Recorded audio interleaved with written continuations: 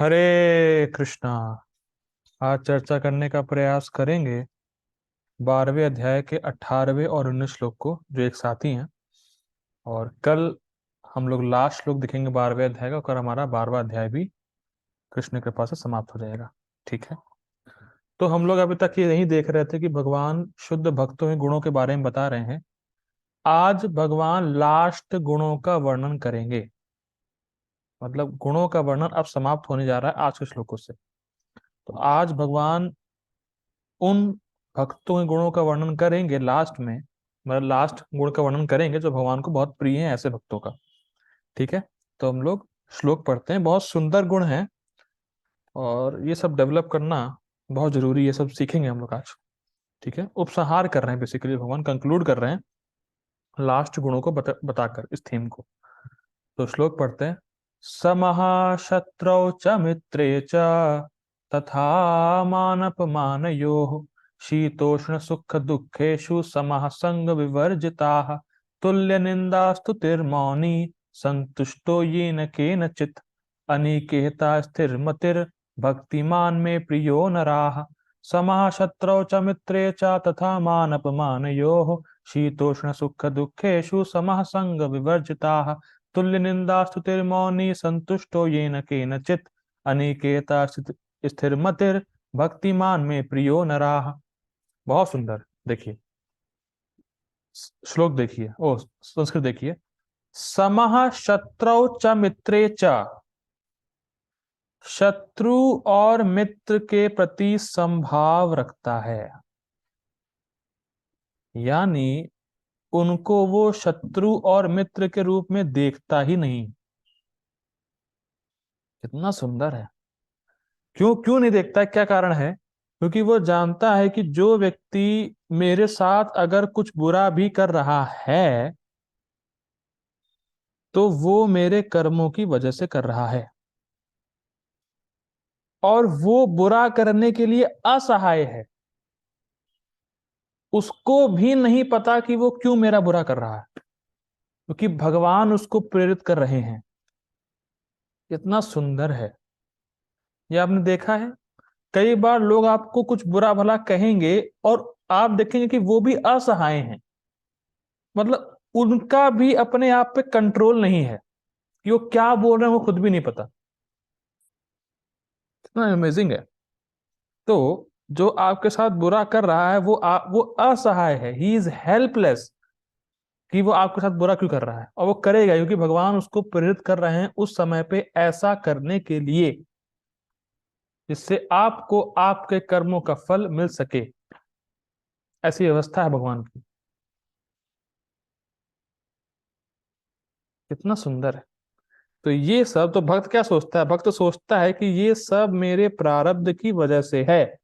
तो शत्रु और मित्र वो उसमें समान रहता है। अच्छा, शत्रु और मित्र होता क्या है? शत्रु और मित्र हम अलग क्यों देखते हैं?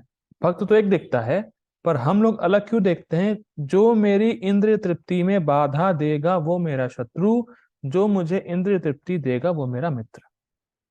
तो हमारा सेंटर इंद्रिय तृप्ति है, इसलिए हमें शत्रु और मित्र दिखते हैं। लेकिन भक्त का सेंटर इंद्रिय तृप्ति नहीं रहता है, इसीलिए उसको शत्रु और मित्र नहीं दिखते, वो सब में संभाव रखता है। ये कहने का अर्थ। ठीक। तथा मान अपमान ये तथा मान अपमान यो। सुंदर है। मान और अपमान में भी सम रहता है। वो ये जानता है। देखिए इसको समझिए। वो ऐसा देख पाता है कि ये मेरे प्रारब्ध कर्म की वजह से ही मुझे मान अपमान मिल रहा है। इतना सुंदर है ये। हम लोग नहीं देख पाते। कोई हमारा अपमान कर देगा तो बस वो आज से मेरी नजरों से गिर गया है। शक्ल मत दिखाना तुम कल से। तुम होते कौन हो ये बोलने वाले? जबकि हम समझ नहीं पा रहे भगवान ही उसको प्रेरित कर रहे हैं इस समय ऐसा बोलने के लिए। इसको हम लोग 13वें अध्याय में अच्छे से देखेंगे कि हम सिर्फ इच्छा करते हैं, हम कुछ कर नहीं रहे हैं। इसको हम 13वें अध्याय में देखेंगे। और मैं अपने को शरीर मान रहा हूं, इसलिए मान अपमान के चक्कर में पड़ा हूं। बहुत इंटरेस्टिंग है। क्या आपको कोई देख पाता है जो आपका अपमान करेगा? जरा विचार करिए, क्या कोई आपको देख पा रहा है? हमें कोई नहीं देख पा रहा, क्योंकि हम आत्मा हैं। तो आत्मा को कोई व्यक्ति नहीं देख रहा है, वो केवल हमारे शरीर को देख रहा है और शरीर का अपमान कर रहा है। और हम शरीर से पहचान करते हैं तो हमें लगता है मेरा अपमान हो गया, या लोग मेरी तारीफ कर रहे हैं, जबकि लोग आपके शरीर की तारीफ कर रहे होते हैं। लेकिन हमारी पहचान है शरीर से, इसीलिए हम मान अपमान के चक्कर में पड़ जाते हैं। जैसे अगर सपने में कोई आपका अपमान करे और मान करे, क्या वो एक ही बात नहीं है? क्योंकि जब आप सपने से जगे तो ना कुछ मान है ना कुछ अपमान है। आपको ये पॉइंट समझ में आता है? सपने में आपका घर जल गया और सपने में आपको लॉटरी लग गई, तो ये दोनों एक ही बात है। क्योंकि जगेंगे तो ना आपके घर में आग लगी है ना आपको लॉटरी लगी है, एक ही बात है। तो रियलिटी है ही नहीं, तो मान अपमान के चक्कर में पड़ता ही नहीं है भक्त। ठीक। शीतोष्ण सुख दुखेशु, इसमें भी वो सम रहता है। देखिए, सम मतलब समझिए, सम मतलब चाहे ठंड हो, चाहे गर्मी हो, चाहे सुख हो, चाहे दुख हो, वो भक्ति करता रहता है, ये उसकी समता है। उसके लिए हर परिस्थिति बराबर है भक्ति करने के लिए, ये सम होता है। आज तो बहुत ठंड है, नहीं उठ सकते, ऐसा नहीं होता। या आज तो बहुत मेरा मूड ऑफ है तो मैं चैंटिंग करूंगा ही नहीं। या किसी ने मेरा अपमान कर दिया, कुछ बुरा हो गया मेरे साथ, तो मैं चैंटिंग करूंगा नहीं, भक्ति करूंगा नहीं। आज मैं क्लास छोड़ देता हूं, क्या जा रहा है? एक दिन क्लास छोड़ देंगे तो क्या हो जाएगा? ठीक है, ऐसा बिल्कुल नहीं होता। सम रहता है, सम। भक्ति सब, वो हर परिस्थिति में भक्ति करता है। इसको भक्त लोग अच्छे से बोलते हैं डिवोटी इन ऑल सीजन्स। मतलब वो ऑल सीजन डिवोटी होता है। ये नहीं गर्मी में भक्ति अच्छे से करी, जाड़े में करी नहीं भक्ति अच्छे से।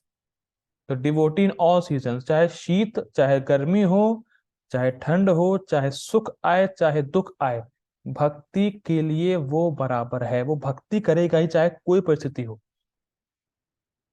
बहुत सुंदर है, बहुत सुंदर है। मेरे घर में किसी की मृत्यु हो गई, तो मैं क्या जप कर सकता हूँ? क्या मैं चैंटिंग कर सकता हूँ? भाई चाहे कोई परिस्थिति आएगी, वो भक्ति करना नहीं छोड़ेगा। अरे मेरा ब्रेकअप हो गया है, इसने मुझे धोखा दे दिया है, तो मैं भक्ति नहीं करूंगा, माला नहीं करूंगा। ये सब फिजूल बातें, फिजूल। ठीक है ना? डिवोटी इन ऑल सीजन्स हमेशा भक्ति को ही चुनता है, ये कहने का अर्थ। चाहे परिस्थिति कुछ भी हो, लेकिन वो भक्ति को चुनेगा। भक्ति के लिए सम है। सम मतलब बराबर है, चाहे कोई भी परिस्थिति हो वो भक्ति करेगा। ठीक। संग विवर्जिता, ये तो बहुत सुंदर है। भौतिकतावादी लोगों का संग ही नहीं करता है, उसमें आसक्ति नहीं रखता भौतिकतावादी लोगों के बीच में। ये बहुत डिफिकल्ट है। भौतिकतावादी लोगों का संग ही नहीं करता है, ठीक है ना? और ना उनमें आसक्ति होती है। ठीक है, इसको हम लोग टीका में और से देखेंगे। तुल्य निंदा स्तुतिर मौनी, ये तो बहुत सुंदर है। निंदा और स्तुति दोनों से वो परेशान नहीं होता।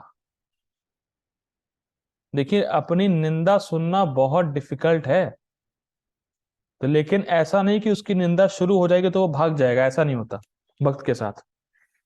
देखिए, निंदा सुनना बहुत कठिन है, क्योंकि निंदा सुनना किसी को अच्छा नहीं लगता, किसी को करेक्शन अच्छा नहीं लगता। जैसे आप कोई काम कर रहे हो, मैं टोक दूं, कैसा काम कर रहे हो, बेकार, करना भी आता तुम्हें, गधे हो तुम, तुम्हें करना ही नहीं आता, तुरंत मन विरोध करेगा। देखो, मुझसे मुझसे बोला ये बात, मुझसे कैसे बोल सकता है कोई, मैं तो इस कार में परफेक्ट हूं। ऐसा मन नहीं बोलता आपका, ये मुझे टोक रहा है, मेरे काम में कमी निकाल रहा है, ये होता कौन है बोलने वाला। ऐसा नहीं आता मन में। निंदा, निंदा कोई नहीं सुन सकता अपनी। देखिए निंदा का अर्थ समझिए। निंदा का अर्थ है कि जब आप मान रहे हो कि ये कार्य मैं अच्छे से कर रहा हूं, लेकिन फिर भी उसमें कोई कमी निकाले, इसको निंदा बोलते हैं। जैसे मान लीजिए आप किसी कोई कार्य करने में एक्सपर्ट हैं, लेकिन फिर भी उसमें वो गलती निकाल रहा है, देखो यहाँ तुमने कमी की है, तुमने ये किया है, तुमने वो किया है, मन बिल्कुल नहीं सहन कर सकता उसको, बिल्कुल नहीं सहन करता। अरे अब आगे से करेंगे नहीं, तुम भाड़ में जाओ, ऐसा बोल सकते हैं हम। मान लीजिए किसी ने कोई कार्य दिया करने को, हम लोग कर रहे हैं अच्छे तरीके से, हम अपना पूरा बेस्ट दे रहे हैं, लेकिन कोई कमी निकाल रहा हो, तो तुरंत हमारे मुंह से निकलेगा, भाई तुम भाड़ में जाओ, अब करना ही नहीं तुम्हारा काम। परेशान हो जाता है निंदा सुन सुन के। ऐसा बिल्कुल नहीं होता। तो निंदा का मतलब है हम सब कुछ सही कर रहे हैं, फिर भी कोई ना कोई कमी निकालनी ही है लोगों को, इसको निंदा बोलते हैं।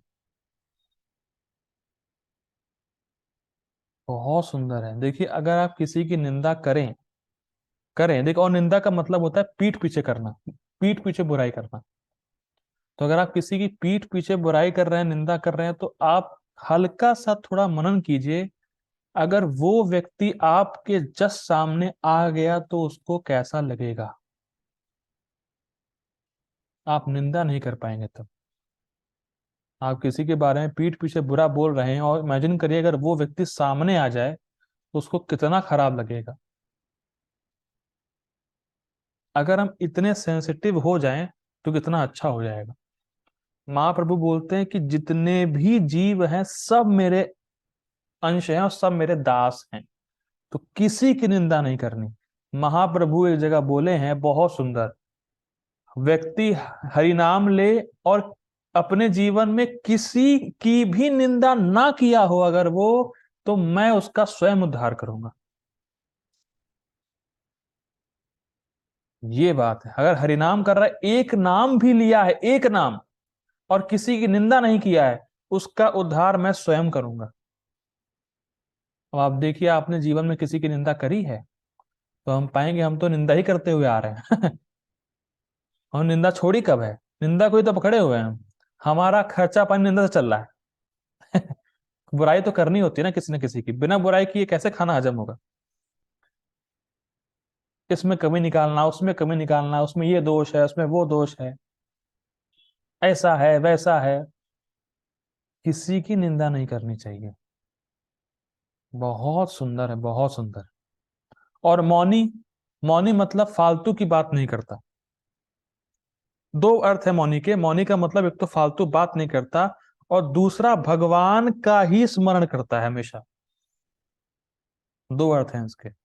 संतुष्टो ये न के न चित, और क्योंकि वो भगवान का ही स्मरण कर रहा है, तो अब वो संतुष्ट है।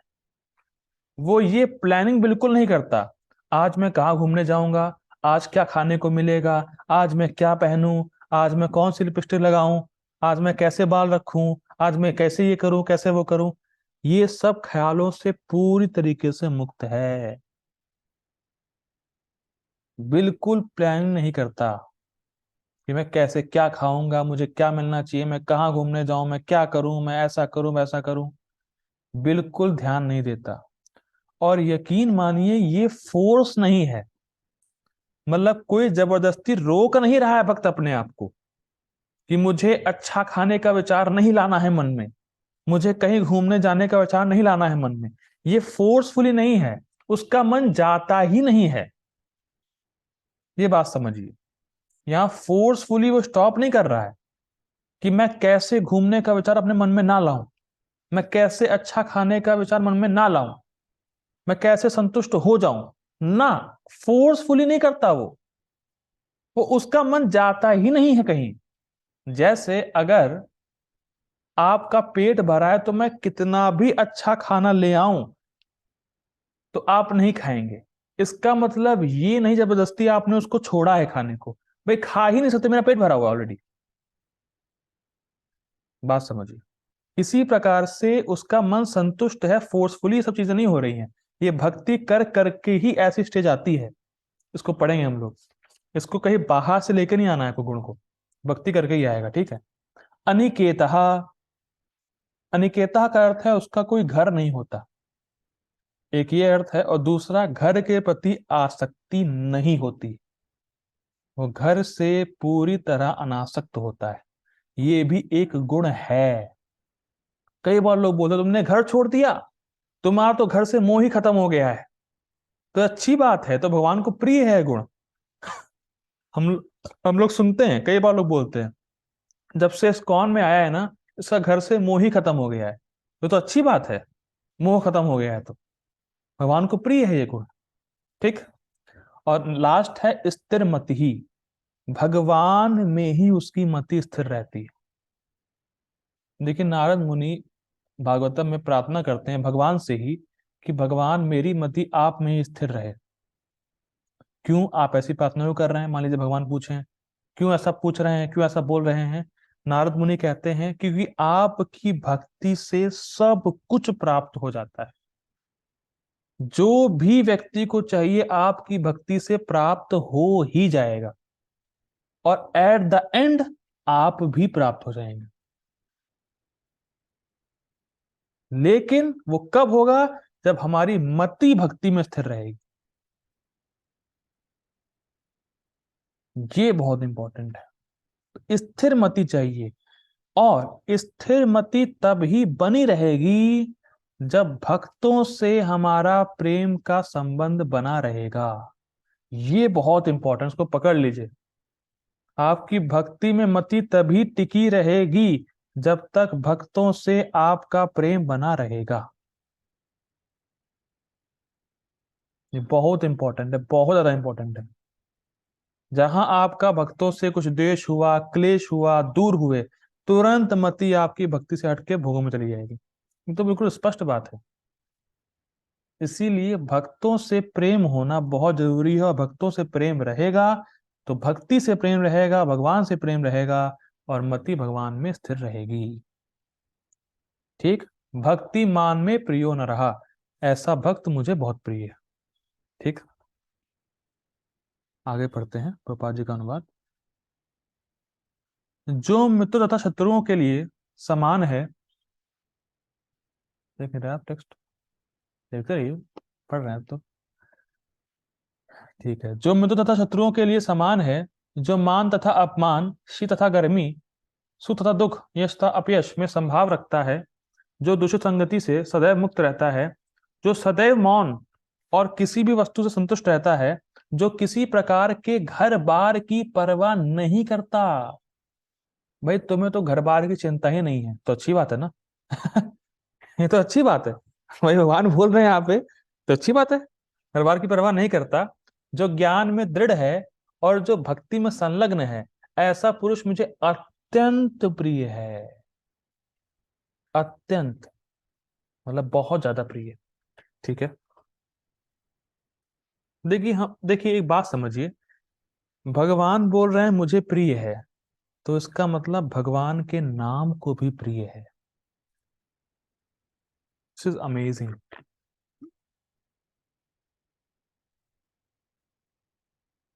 क्योंकि भगवान का नाम कौन है, भगवान स्वयं। इसीलिए अगर ये गुण डेवलप होंगे तो हमें हमसे हरिनाम प्रभु भी प्रसन्न होंगे, और हम बहुत अच्छे से नाम जप कर पाएंगे। ये भी एक एप्लीकेशन है, बहुत सुंदर बात है। तो भगवान प्रिय मतलब भगवान के नाम को प्रिय, ठीक है, क्योंकि भगवान का नाम भगवान स्वयं। गीता भूषण टीका, देखिए एक एक गुण को पकड़ेंगे, उसका अर्थ पकड़ेंगे। समा शत्रौ च मित्रे च तथा मान अपमानयो, शीतोष्ण सुख दुखेशु समः। इसका अर्थ स्पष्ट है। अरे प्रभु जी, इसमें तो कुछ व्याख्या की नहीं इन लोगों ने। वो इसलिए नहीं की क्योंकि आचार्यगण जानते हैं कि भाई जो पढ़ने वाला है वो बुद्धिमान होगा, वो समझ चुका होगा संस्कृत। लेकिन हम इतने बुद्धू हैं, इतने मूर्ख हैं कि हम जानते ही नहीं हैं। तो इसका अर्थ हम लोग पापा जी कमेंट्री में देखेंगे। आचार्य लोग ऐसा एज्यूम कर रहे हैं कि जो पढ़ने वाला है वो समझ गया होगा उसको संस्कृत पढ़ के, लेकिन हम लोग समझे नहीं है, इसको हम लोग पपाजी कमेंट्री में देखेंगे, ठीक। संग विवर्जितः अर्थात कुसंग शून्य। कुसंग के दो अर्थ हैं, एक तो वो व्यक्ति जो भोगों में बहुत आसक्त है, और दूसरा मायावादी। इनका संग कभी नहीं करना है, जीवन में कभी नहीं करना है ऐसे लोगों का संग, जो भोगों में बहुत आसक्त हो और जो मायावादी। अच्छा, अब ये प्रश्न होता है कि संग का मतलब क्या है। आप बोलते हैं संग, तो संग का क्या हम अर्थ लें। तो संग का अर्थ नेक्टर ऑफ इंस्ट्रक्शन में बताया गया है, चौथे श्लोक में या पांचवा श्लोक है, ऐसा कुछ है, मुझे याद नहीं परफेक्ट, लेकिन वहां पे संग का अर्थ बताया गया है। संग का अर्थ है, संग होता है 6 प्रकार से। जैसे अगर आप बस में किसी के साथ बैठे हैं ना सीट पे, तो वो संग नहीं होता है। संग का मतलब 6 चीजें, उसको संग बोलते हैं। और संग क्या है, 6 चीज देखिए। 6 चीज है, कोई गिफ्ट लेना और देना, ये 2 चीज हो गई। हृदय की बात सुनना सुनाना, 4 चीज हो गई। ठीक, किसी को भोजन देना और भोजन लेना, खाना लेना, ये हो गई 6 चीज। ये 6 चीज जब करेंगे तब संग होता है। मैं फिर रिपीट कर रहा हूं, कोई गिफ्ट देना लेना, हृदय की बात सुनना और सुनाना, भोजन देना भोजन लेना, जब ये 6 चीजें होंगी तब उसको संग बोलते हैं, और इससे डायरेक्ट हमारा चित्त जो है प्रभावित होता है। तो अगर हम भौतिकतावादी लोगों के साथ ये 6 चीज करेंगे, या मायावादी लोगों के साथ ये 6 चीज करेंगे, तो तुरंत हमारा चित्त दूषित हो जाएगा। बहुत खतरनाक है। इसीलिए ऐसा नहीं कि मायावादी लोगों से देखो नहीं, कर बैठो नहीं, बैठ सकते हैं। जैसे मान लीजिए कहीं ट्रेवलिंग करना है, सामने मेरे जो बगल में बैठा हो मायावादी हो, क्या पता, वो संग थोड़ी ना है। 6 चीज जब करेंगे तब संग होता है, ठीक है। तो अब ऐसे लोगों का संग नहीं करो, लेकिन उनसे द्वेष भी मत करो। ये भी इंपॉर्टेंट बात है। ऐसा नहीं, अरे ये तो बड़े खराब आदमी है, इनका संग ही नहीं करना है, तो बड़े दुष्ट हैं, ऐसा वैसा, नहीं नहीं नहीं द्वेष नहीं करना है, संग भी नहीं करना है, तो द्वेष भी नहीं करना है, बैलेंस रखना है, ठीक है। आगे पढ़ते हैं। ओके। तुल्य निंदा स्तुतिर, अर्थात निंदा होने पर दुखी और स्तुति होने पर सुखी नहीं हो जाता है। तो निंदा होने पर दुखी तो हम जानते ही होते हैं, स्तुति होने पर सुखी नहीं हो जाता, इसका मतलब क्या है। देखिए, कई बार होता क्या है, जो भक्त लोग होते हैं वो अपनी स्तुति नहीं सुनना चाहते हैं, क्योंकि वो जानते हैं कि जो भी मैं कर पा रहा हूँ कृष्ण की कृपा से कर पा रहा हूँ, तो इसमें मेरा क्या पार्ट है, मेरा कोई रोल नहीं, मैं तो निमित्त मात्र हूँ। तो स्तुति मेरी नहीं, भगवान की होनी चाहिए। लेकिन कई बार देखा गया है कि अगर कोई भक्त की स्तुति करता है, तो भक्त उस पर गुस्सा करते हैं तो ये भी नहीं होना चाहिए, क्योंकि बेसिकली वो आपका सम्मान कर रहा है, तो गुस्सा होने की बात नहीं होती। लेकिन हमेशा ये याद रखना है कि मैं जो भी अच्छा कर पाया, ये गुरु और कृष्ण की कृपा से ही है, ये याद रखना है। और अपने को बार बार ये याद दिलाते भी रहना है। दोनों बातें याद रखना भी है, और अगर जब भूल गए तो याद दिलाना भी है।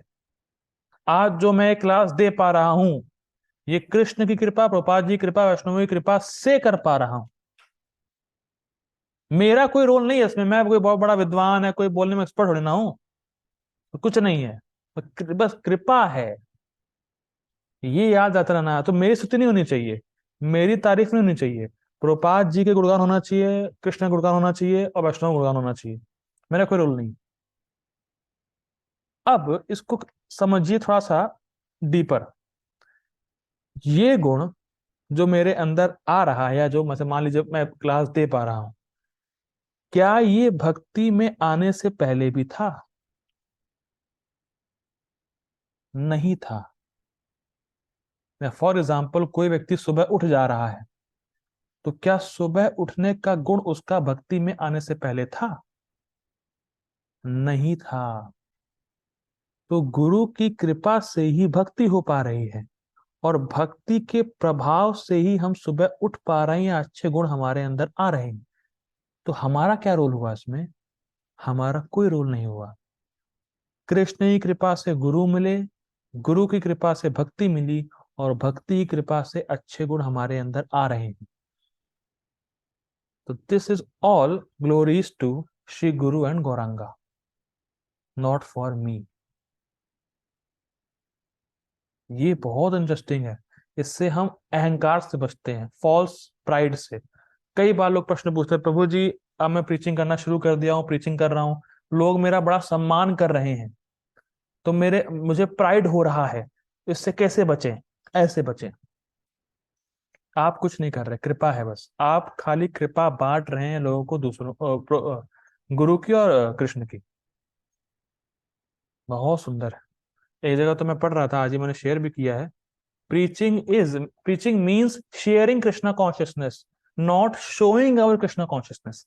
प्रीचिंग मतलब है कृष्णा कॉन्शियस को शेयर करते हैं हम, गुरु कृष्ण की कृपा को शेयर करते हैं। अपना कुछ लेके नहीं आता कि मैं कितना बड़ा भक्त हूं, ऐसे सब नहीं बोलते हम लोग, क्योंकि हम लोग है भी नहीं बड़े भक्त। ठीक है, आगे पढ़ते हैं। मौनी अर्थात यतवाक अथवा स्व मननशील। तो इसके देखिए दो अर्थ हैं। यतवाक मतलब वाणी पे संयम, केवल भगवान की कीर्ति के अलावा वाणी से कुछ ना निकले। और इसी मौनी शब्द पे मैं कुछ थोड़ा एडिशनल भी बोलना चाहूंगा, वो लेकिन इस गीता क्लास के बाद रिकॉर्ड करेंगे उसको। वो कुछ अलग चीज है, वो बड़ी अच्छी चीज है, वो हम लोग लेंगे। इस मौनी शब्द पे मैं बोलूंगा। तो मौनी मतलब यहाँ पे कृष्ण के बारे में अपनी वाणी से के अलावा कुछ नहीं बोलता हो। देखिए ये तो हम समझ ही नहीं रहे, कैसे वाणी के द्वारा हम दूसरों के चित्त को बड़ी आसानी से दूषित कर सकते हैं। ये हम समझ नहीं पा रहे। आजकल जितने भी ये जो लोगों को भोगों में जो रुचि हो रही है, वो क्यों हो रही है? क्यों आसक्त होते जा रहे हैं भोगों में? क्योंकि ऐसे एडवर्टाइजमेंट्स हो रहे हैं, ऐसा लोग विश्वास दिला रहे हैं लोगों को बोल बोल के कि तुम भोगों से सुखी हो सकते हो। तो बोल के ही, सुन के ही उनका चित्त दूषित हो जाता है। तो हम ये समझ नहीं पा रहे कैसे वाणी से हम दूसरों को दूषित कर रहे हैं। एक जगह तो एक भक्त बता रहे थे कि अगर आपकी वाणी से ऐसे शब्द निकल रहे हैं जिससे व्यक्ति की स्मृति वासुदेव भगवान श्री कृष्ण से थोड़ी सी हट रही है, तो आप उसके प्रति बहुत बड़ा अपराध कर रहे हैं। कितना कठिन है ये, कितना कठिन है। क्योंकि एक क्षण भी भगवान की स्मृति ना आना, ये बहुत बड़ा नुकसान है जीव के लिए। और हम अपनी वाणी से उस क्षण को उसका वासुदेव से हटा रहे हैं, तो कितना बड़ा अपराध कर रहे हैं। ये वास्तव में वैष्णव अपराध है। लेकिन बड़ा कठिन है अप्लाई करना भी। ठीक है ना? तो लेकिन इसका पॉजिटिव पॉइंट भी है। जब हम कृष्ण के बारे में बोलेंगे तो हम लोगों के चित्त को शुद्ध कर सकते हैं। ये भी पॉजिटिव पॉइंट। जैसे हम दूषित कर रहे हैं, वैसे हम कृष्ण के बारे में चित्त शुद्ध भी कर सकते हैं। ठीक है, ये अर्थ है यहाँ पे। और दूसरा अर्थ है स्व इष्ट मननशील, मतलब जो उनका इष्ट है, जो भगवान श्री कृष्ण है, उन पे अपना मन लगाया रहता है, उनके बारे में मनन करता रहता है। भगवान के नाम रूप गुण लीला को उस पे ही अपने मन को टिकाया रहता है। ठीक है, ये मौनिक अर्थ, दो मौनिक अर्थ। संतुष्टो ये न के नचित, अर्थात अदृश्य से आकर्षित होकर रूखा या स्निग्ध अन्न आदि जो उसे प्राप्त होता है उससे वह संतुष्ट होता है। क्या अर्थ देखिए। अदृष्ट, दृष्ट मतलब देख सकते हैं, अदृष्ट जिसको नहीं देख सकते। तो स्पष्ट है। तो क्या हम हमारे पूर्व पूर्व में किए गए कर्मों को देख सकते हैं? नहीं देख सकते। तो जो जिन कर्मों को हम देख नहीं सकते हैं, जो हमने पहले किया है, उसके अनुसार हमें जो इस जीवन में प्राप्त हो रहा है या कुछ मिल जा रहा है, उससे हम आकर्षित नहीं होकर संतुष्ट रहते हैं। जैसे मान लीजिए आज कुछ रूखा खाने को मिल गया, रूखा भोजन मेरी थाली में आया मेरे कर्मों की वजह से, संतुष्ट है, कोई दिक्कत नहीं है। या किसी दिन बहुत अच्छा खाने को मिल गया मेरे कर्मों की वजह से, कोई बात नहीं, मेरे कर्मों का फल है, वो आया मेरे थाली में सामने, मैं संतुष्ट हूँ। ठीक है। अब मैं ऐसा करता हूँ, मीटिंग एंड कर रहा हूँ, टाइम खत्म हो रहा है। So please join again. Hare Krishna. Hare Krishna. तो हाँ, संतुष्टो ये न केनचित हो गया था। अनिकेतः अर्थात नियत निवास रहित, या निकेत मोह शून्य। नियत निवास मतलब फिक्स्ड, उसका कोई फिक्स्ड रेसिडेंस नहीं होता, कोई पक्का मकान नहीं होता, ऐसा कह सकते हैं, वो कहीं एक जगह टिकता ही नहीं। जैसे बोलते हैं ना साधु, और जैसे साधु बहता हुआ अच्छा है, उसी प्रकार से जो पानी वो बहता हुआ अच्छा है।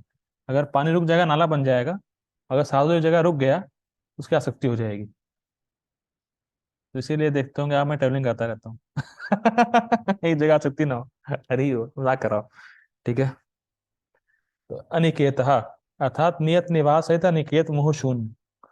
मोह शून्य मतलब, ये बात समझिए, मोह शून्य मतलब ये मेरा घर है, ये मेरा कमरा है, और ये भावना बहुत जल्दी आ जाती।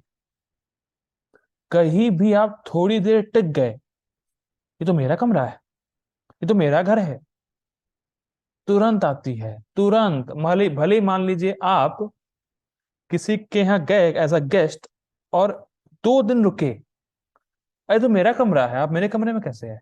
अरे आपको आया 2 दिन हुए, अभी मेरा कमरा। ये भावना बहुत जल्दी आती है। एक छोटा सा इंसिडेंट है मेरी लाइफ का। हाँ, मैं और मेरा एक दोस्त था, वो चेन्नई में हम साथ में पढ़े हुए हैं। तो हम लोगों ने रूम लिया था। तो हमारे 2 रूम थे। तब मैं भक्ति में नहीं था, तो आप सोच सकते हैं मैं कैसा होऊंगा। तो हम, मेरा रूम बड़ा था, उसका रूम छोटा था। तो प्लानिंग ये हुई थी कि भाई देखो, 1 साल का कोर्स है, 1 साल रह गए हैं, तो 6 महीने तुम रहोगे, 6 महीने हम तुम्हारे रूम में आएंगे। मतलब जो मेरे रूम में है उसमें 6 महीने बाद मेरा दोस्त आने वाला था। ठीक है। तो कैसे ना कैसे करके 6 महीना मैं अपने अच्छे से रहा, बड़ा रूम था, अच्छे से रहा।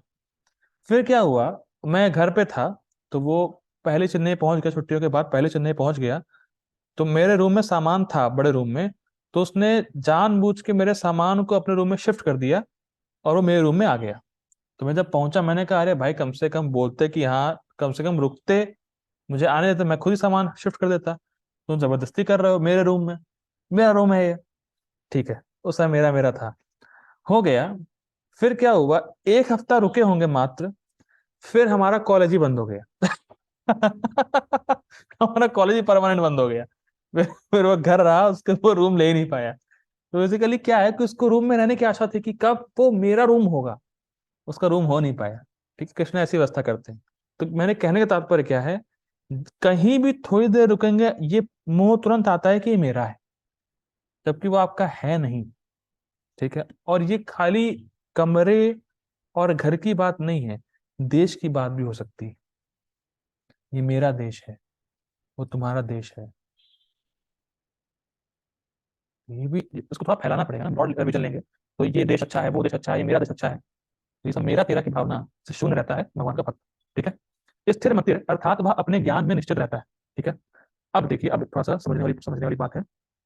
यहाँ से नहीं आएगा, यहाँ से आए। हरे कृष्ण कृष्ण कृष्ण हरे हरे, हरे राम राम राम हरे। मैं दिख रहा हूँ क्या बोल रही है, सही हो रहा है? हरे हरे ना। हाँ ठीक। ठीक है। स्थिर मतिर अर्थात वह अपने ज्ञान में निश्चित रहता है, स्पष्ट है। ठीक है, इसको समझिए।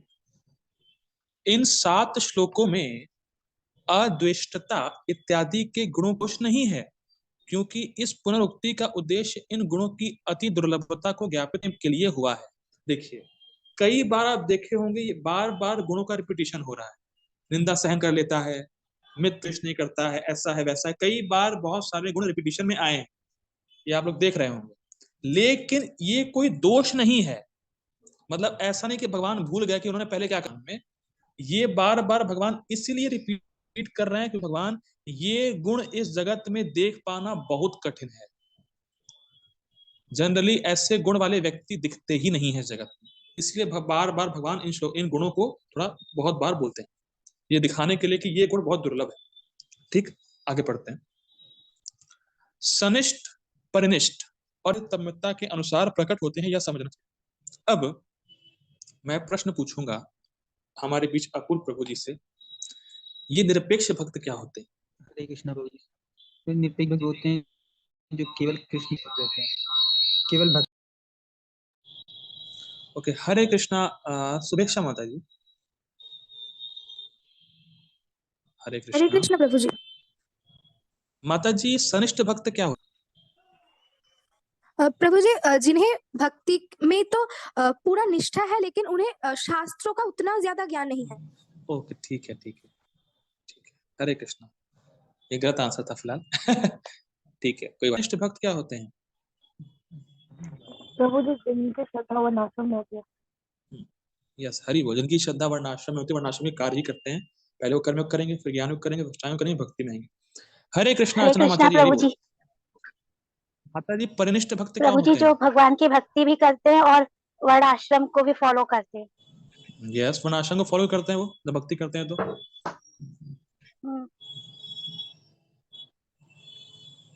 हरि बोल। ठीक, वो इसलिए करते हैं ताकि लोगों में एग्जाम, जिनकी वर्णाश्रम में श्रद्धा है और वर्णाश्रम ही करते हैं, भक्ति नहीं करते ज्यादा।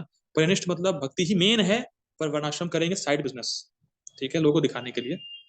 और निरपेक्ष भक्ति, वर्णाश्रम को लेना देना ही नहीं, जो अभी हम लोग कर रहे हैं, लेना देना नहीं है, सिर्फ भक्ति करते हैं।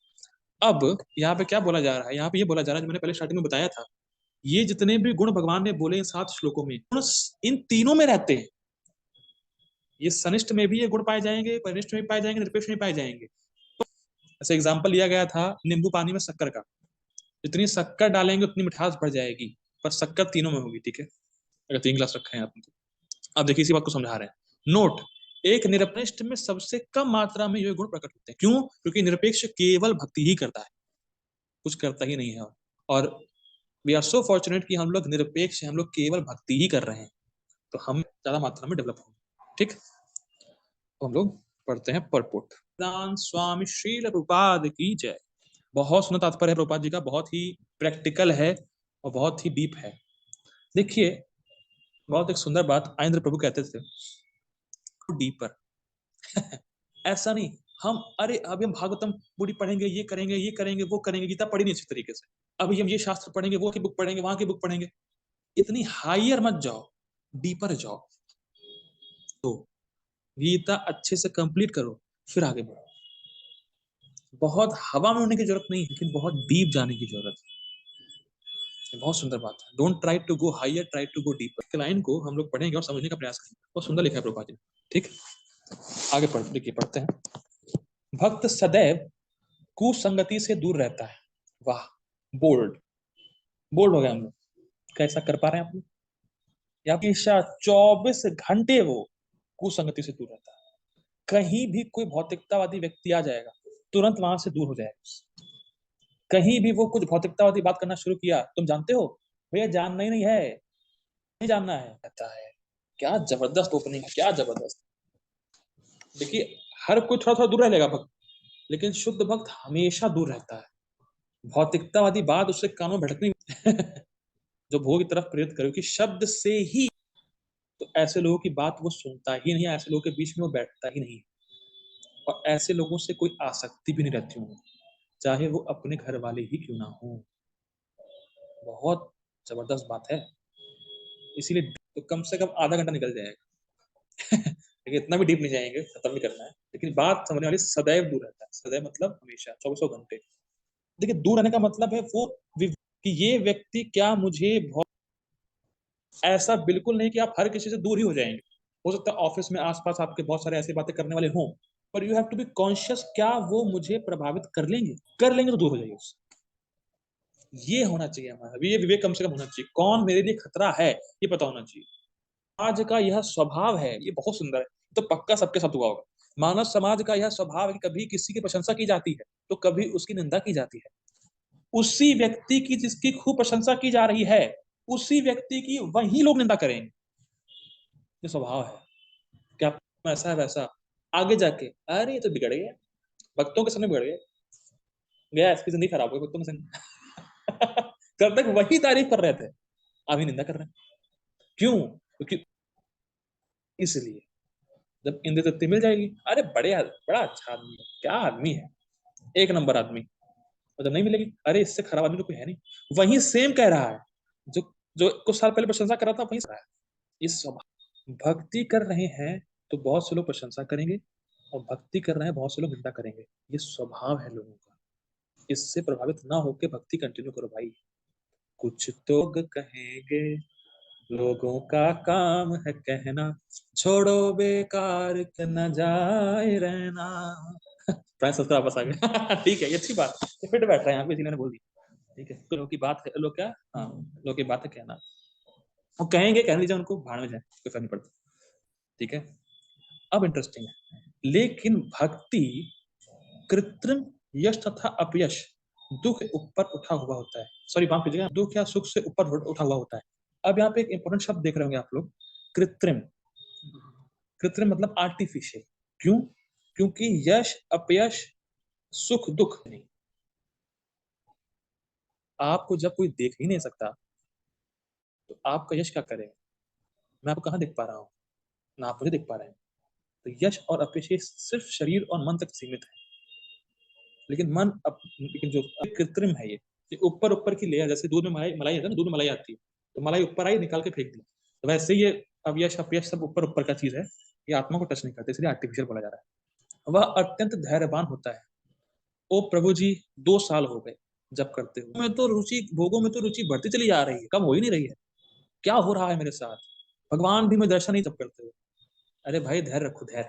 ठीक है ना, धैर्य मतलब उसको पता है कि जिस प्रोसेस में मैं जुड़ गया हूँ, वो प्रोसेस मुझे सफलता, पर मेरी जीत पक्की है।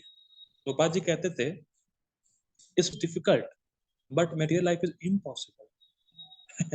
स्पिरिचुअल लाइफ में कुछ कठिनाई आ सकती, पर जीत पक्की है, और मेटेरियल लाइफ में आपको स्पिरिचुअल लाइफ बनानी पड़ेगी, भक्ति करनी पड़ेगी, ध्यान रखना पड़ेगा, सबसे बढ़िया। ठीक, अब जो बात आ रही है, बाप रे बाप, उसको आज 2 घंटे अप्लाई कर लीजिएगा। अभी 9 बजने वाले हैं, 11 बजे तक आप अप्लाई करिएगा। वह कृष्ण कथा के अतिरिक्त कुछ भी नहीं बोलता। ये मौनी का अर्थ ले रहा है, कृष्ण कथा के अतिरिक्त कुछ बोलता ही नहीं है। बहुत जबरदस्त है, बहुत जबरदस्त। ठीक है ना, तो उस पर क्या बोला जाए, तो अप्लाई करना बड़ा मुश्किल। अतः अर्थ यह नहीं है कि वह बोले नहीं, अपितु यह कि वह अनर्गल अलाप ना करे, मतलब फालतू की बकवास ना करे। फालतू की बकवास ना करना, और कृष्ण बोलता ही ना हो। लेकिन प्रभुपाद जी कहते हैं ये अच्छा है कि जब मायावादी कुछ बोले ही ना। प्रभुपाद जी कहते हैं मायावादी कुछ ना बोले, वो ज्यादा बेटर है, वो चुप ही रहे। तो अगर बोलेगा तो लोगों को खराबी करेगा, तो वो चुप रहे, कृष्ण कथा ही बोले, फालतू बातें ना करे। ठीक, अब जो बात आ रही है, होल्ड ऑन योर सीट्स, क्योंकि इस पे मैं बहुत बोलूंगा।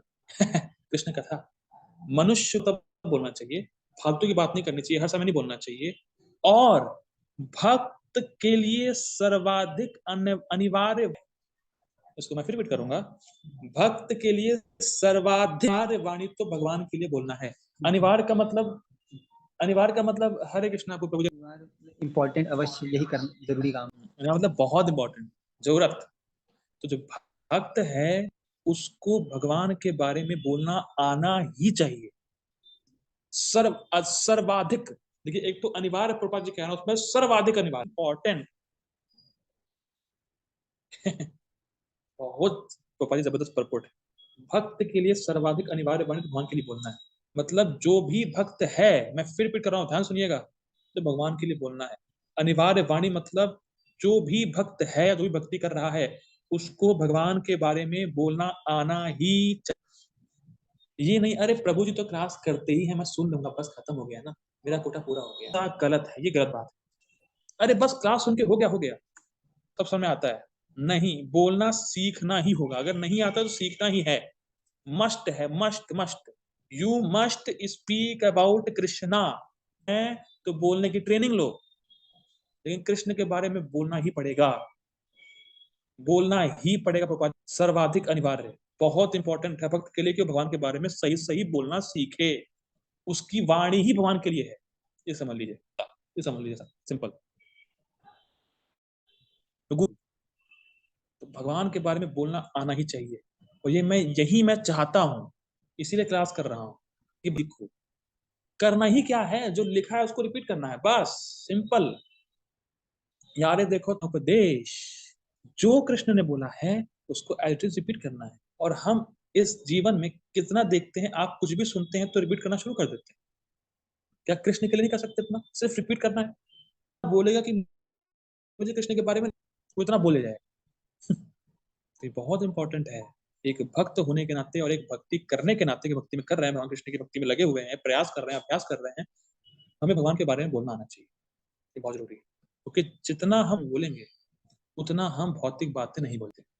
आपको कुछ ना कुछ बोलना है, भगवान के बारे में बोलना सीख गए तो भौतिक बातें बोलना आपकी वैसे ही कम हो जाएगी। इसीलिए भगवान के बारे में बोलना सीखें। देखिए बहुत सिंपल है, अगर आपको कोई नहीं मिल रहा है बताने वाला, प्रीच टू द वॉल्स, आप दीवारों को प्रीच करिए। भाई यूट्यूब पे तो है ही चैनल सबका ना, बनाओ खूब वीडियो, कृष्ण के बारे में खूब बोलो, डालते रहो इधर उधर, क्या जा रहा है, कुछ भी हो सकता है, पर बोलो तो, गूंगे तो मत रहो भाई। 1 मिनट ही बोलो, आधा सेकंड ही बोलना शुरू करो, पर कुछ तो बोलना शुरू करो भाई। 2 मिनट ही बोलना शुरू करो, शॉर्ट वीडियोस बनाओ, शॉर्ट्स ऑडियोस बनाओ, पर बोलो, खुद की वाणी है। बहुत सुंदर है भगवान जी, बहुत अच्छा बोल रहे हैं।